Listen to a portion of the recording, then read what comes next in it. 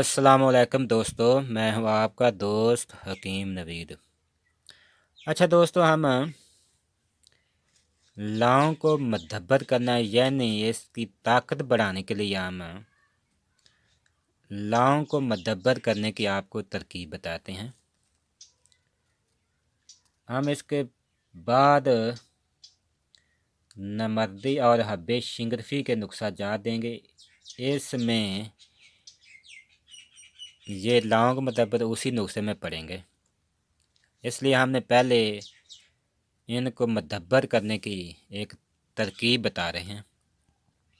सबसे पहले लेना है आपने निसप और लौंग का पाउडर, प्याज का पानी 1 स्टांक, अदरक का पानी 1 स्टांक और तीसरा पानी लेना है आपने लहसुन का, ये वो भी 1 स्टांक। इन तीनों पानी को आपने लौंग में जज़ब कराना है।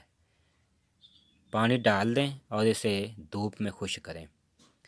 इसी तरह दूसरी बार आपने लेना है प्याज का पानी 1 स्टांक, अदरक का पानी 1 स्टांक और लहसुन का पानी भी 1 ही स्टांक। ये तीनों पानी आप इस लौंग में जज़ब करें धूप में रखकर। इसके बाद आपने इसे मिसल गबार के पाउडर कर लें। ये लौंग बेहद मकव्वी भा और मकव्वी कल्ब है, जिगर को ताकत देते हैं, मैदे की तज़ाबियत, मैदे की गैस, इन तमाम अमराज के लिए अक्सीर है।